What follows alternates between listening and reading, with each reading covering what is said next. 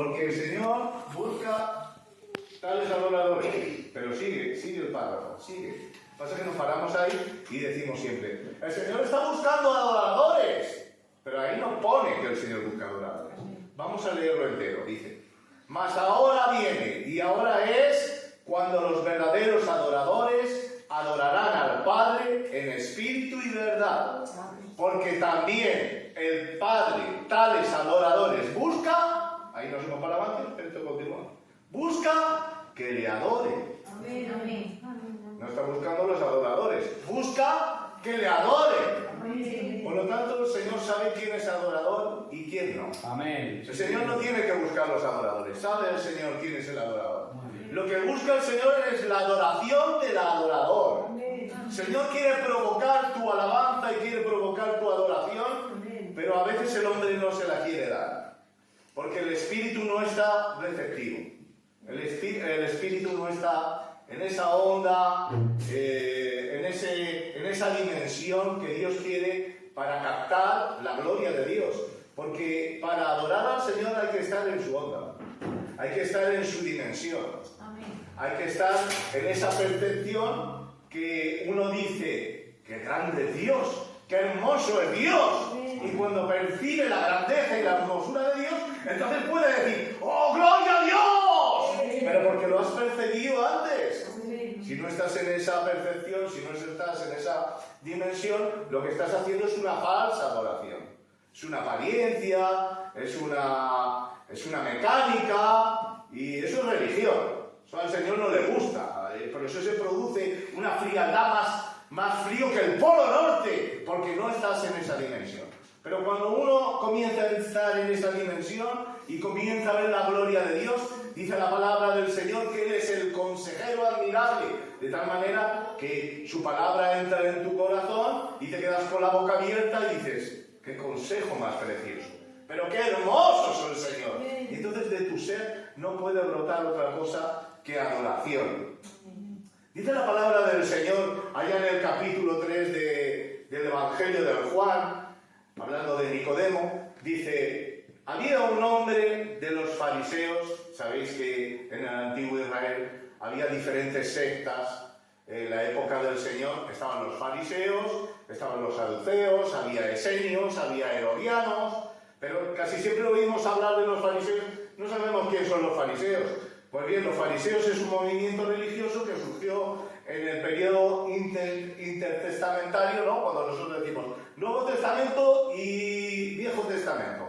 Pues en ese periodo intertestamentario de 4 siglos, ahí surgieron unos hombres que se les llamaban los piadosos, los fariseos, ¿vale? Que eran como curejas, para que nos entendamos, pero cercanos al pueblo, ¿vale? Lo que no eran como los sacerdotes, los saduceos, que eran como un poquito más apartados, como que miraban a la gente por encima del hombro. Ellos eran los religiosos. Pero los fariseos estaban más cercanos al pueblo y se basaban en las costumbres externas, como diciendo, mira lo que hago, mira lo que...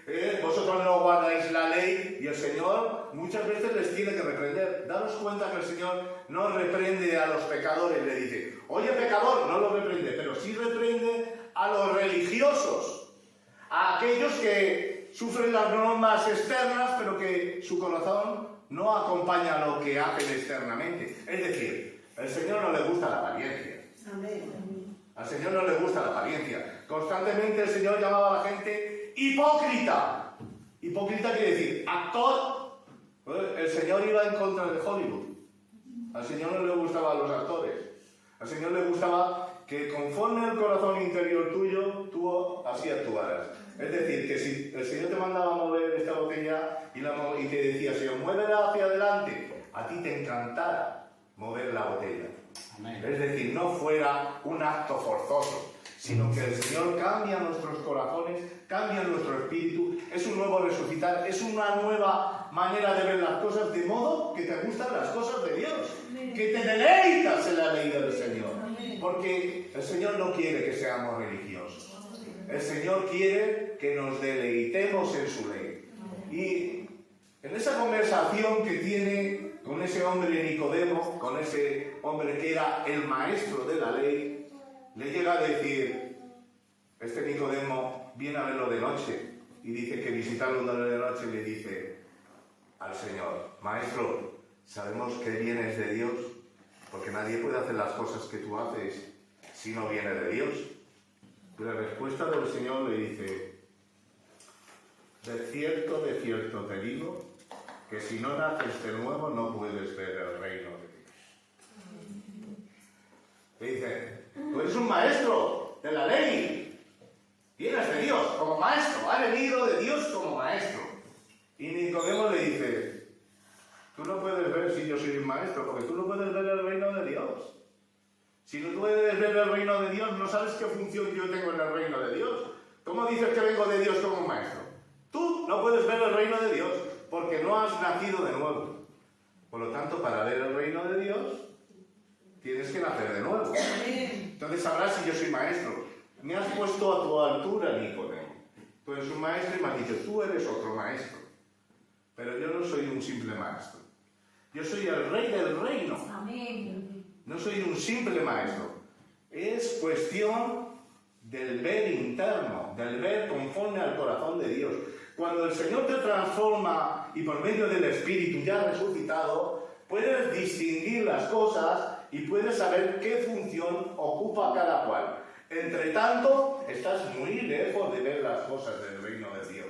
No sabes qué función ocupa Cristo. Y se mantiene esa conversación con Nicodemo hasta que llega un punto que le dice el Señor a Nicodemo: lo que sabemos hablamos, y lo que hemos visto testificamos. Y podría decir Nicodemo: lo que sabemos hablamos, ¿de quién está hablando? Lo que saben los apóstoles, lo que saben entre ellos, entre su reunión de amigos. Eso es lo que sabemos, hablamos, y lo que hemos visto testificamos. Pero fíjate lo que está diciendo el Señor. El Señor tiene una conversación interna, intertrinitaria. Padre, Hijo y Espíritu Santo. Y eso es una casa cerrada. Lo que sabemos, hablamos, es los que saben entre la Trinidad. Entre ellos tres. Y dice: lo que sabemos, hablamos. El Padre, el Hijo y el Espíritu Santo. Y lo que hemos visto, lo que nos ha parecido bien, lo que nos parece bien, testificamos, lo sacamos fuera de la casa. Y lo sacamos fuera de la casa para que vosotros podáis participar de lo que hay dentro de la casa. Amén. Y nos ha parecido bien sacar fuera al Hijo. Por eso dice: hemos visto su gloria. Dice: lo que era en el principio, lo que oyeron nuestros oídos, los que vieron nuestros ojos, y lo que nuestras manos palparon en lo tocante al verbo de vida. Y dice: porque la vida, o sea, la fuente de todas las vidas, la suma de todas las vidas, nos fue manifestada en una persona, en el verbo de Dios, en el Hijo del Hombre, en Jesús, encarnado. Esa es la vida. No fue manifestada. Y nosotros la hemos visto, dice ahora el apóstol Juan. Y os la contamos para que vosotros participéis de nuestro gozo. Y vuestro gozo sea cumplido. Aleluya. Y esa es la vida. Es la vida de todos los hombres. En el principio era el verbo era con Dios y el verbo era Dios. Este era en el principio con Dios. En él estaba la vida. Y la vida era la luz de los hombres. Amén. ¡Aleluya! Esa vida le fue manifestada a los apóstoles y por la predicación apostólica ha llegado a nosotros para que todos tengamos vida y la tengamos en abundancia. Y en nosotros esté el gozo del Señor y el gozo sea completo y cumplido en la Trinidad. Lo que hemos visto, hablamos. Y lo que nos ha parecido bien, testificamos. Dice la palabra del Señor que el Señor, cansado del camino, tiene una entrevista con una mujer samaritana y después de tener esta entrevista, cuando ya tiene una conversación larga, dice que los discípulos van al pueblo, dice: vamos al pueblo porque no tenemos nada que comer. Y se van los discípulos a comprar al pueblo. Y aquí queda el Señor con la mujer samaritana. Cuando vuelve, se encuentran al Señor hablando con la mujer samaritana. Qué raro que el Señor, un rabino tan prestigioso, hable con una mujer a solas. Pero cuando vienen, los discípulos le dicen, Señor, come, come. El Señor les dice, yo tengo ya una comida que vosotros no sabéis.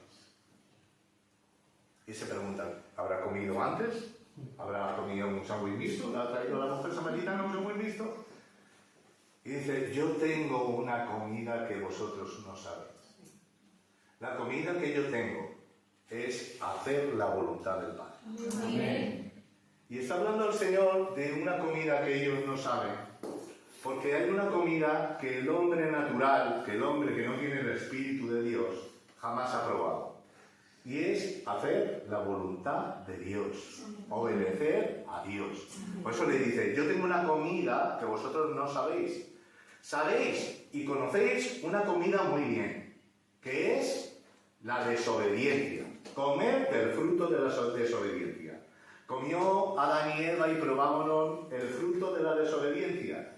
Pero dice el Señor, yo tengo una comida que vosotros no sabéis. La comida que yo tengo para vosotros es el fruto de la obediencia. ¿Y sabéis qué? El Señor colgado del madero es el fruto de la obediencia. Amén. Ese es el fruto de la obediencia. Por eso, cuando nosotros, el Señor pendiente del madero, comemos el pacto en simbolismo, podemos decir que comer su carne y comer su sangre es comer del fruto de la obediencia del Hijo del Hombre. Y cada vez que comemos del fruto, comemos de esa obediencia sublime que tuvo el Hijo con el Padre. Y participando de ese pacto, he aquí que todos nosotros nos hacemos dignísimos. Participamos de la obediencia del Hijo. Dice la palabra del Señor, que en Romanos, llamando pecado de cierta manera, en el griego se llama, una de las maneras de llamar pecado, hay varias maneras para llamar al pecado. Una de ellas, por ejemplo, puede ser amartía. Hay otra manera que se llama agnoia, que se llama desconocimiento. Es como decir, cuando yo llamo a Rafa, se hace el sordo, eso se llama agnoia. Eso es desoír. Hay otra manera que se llama paracoe, que es ponerse pico a pico. Es ponerse a la misma altura, sin ser del mismo rango. Es, por ejemplo, cuando un soldado se pone a la altura de un general, que le dice, oye, firmes. Y le dice el soldado al general, ¿cómo que firme? ¿Descansa, ¿Le puede decir es un soldado general? No, no se puede poner a la misma altura. Pues el Señor en el libro de Romanos habla del pecado como ese, paracoe, como que se pone a la misma altura. Es el pecado que siempre Satanás desde el principio está tratando que haga el hombre, el ponerse a la altura. Seréis como Dios. Y es el pecado que el mismo Satanás hace, paracoe.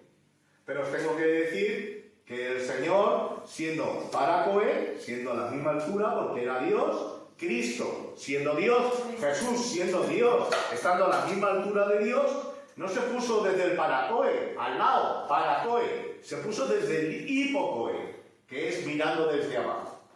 Que ese es el tipo de obediencia que tenía que tener el hombre. Tiene que oír desde abajo, no desde la misma altura. Por eso el Señor se humilló hasta lo sumo, y obedeció hasta obedecer en la muerte de cruz, y por eso el Señor lo elevó hasta lo más alto. Por eso dice la palabra del Señor en Filipenses, haya pues en vosotros este sentir, que hubo también en Cristo Jesús, el cual, siendo en forma de Dios, es decir, paracoe, no estimó el ser igual a Dios como cosa que aferrarse, sino que se despojó a sí mismo y tomando forma de siervo, hecho semejante a los hombres, y estando en condición de hombre, se humilló a sí mismo, haciéndose obediente, hasta abajo, dice, hasta la muerte, y muerte de cruz, por lo cual Dios también le exaltó hasta lo sumo, y le dio un nombre que es sobre todo nombre, para que en el nombre de Jesús se doble toda rodilla de los que están en los cielos, en la tierra y debajo de la tierra. ¡Aleluya! Esa es la obediencia de nuestro Cristo. Y en esa obediencia y en esa resurrección, el Señor puede decir, y lo dijo antes, para que todos nosotros lo pudiésemos ver, cómo fue 4 días después a ver a su amigo. Y 4 días después de ver a su amigo, puede decir, yo soy la resurrección de la vida. Amén. Y para confirmarlo, hizo algo que jamás alguien había hecho. Llamó a su amigo, Lázaro, ven fuera. Y salió Lázaro del sepulcro, atado pies y manos, pegando brincos y lleno de vida, porque si el Señor nos dice Lázaro, se levanta el cementerio entero. Si no dice su nombre, se levanta el cementerio entero, porque el Señor es la resurrección y la vida. Por eso dice la palabra del Señor, yo soy la resurrección y la vida. El que cree en mí, aunque esté muerto, vivirá. Y dice el Señor, yo soy la resurrección y la vida, y no puede decir, yo soy la resurrección, y ya está. No puede decir, yo soy la vida, tampoco, porque esas dos palabras están inseparablemente unidas. No se pueden separar, porque resurrección es el resurgir de vida, pero uno no resurge a la vida, a la misma vida que tenía antes, sino que resurge a una excelencia de vida que supera todas las vidas. Es la vida de Cristo, porque esa vida se nos ha manifestado a nosotros. Por eso es resurrección, resurgir de vida, pero una vida más excelente. Y esa vida y esa resurrección son en el yo soy.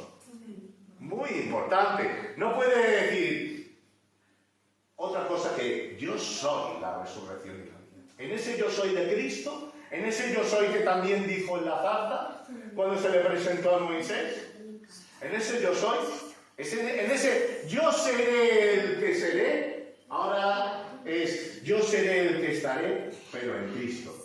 Yo soy la resurrección y la vida, y el que cree en mí vivirá. Amén. Creo que vamos a apagar la luz y vamos a cantar otra vez ese corito, ¿vale? Para la gloria del Señor. Y con esto vamos a dejar al pastor. Vamos a dar gracias al Señor.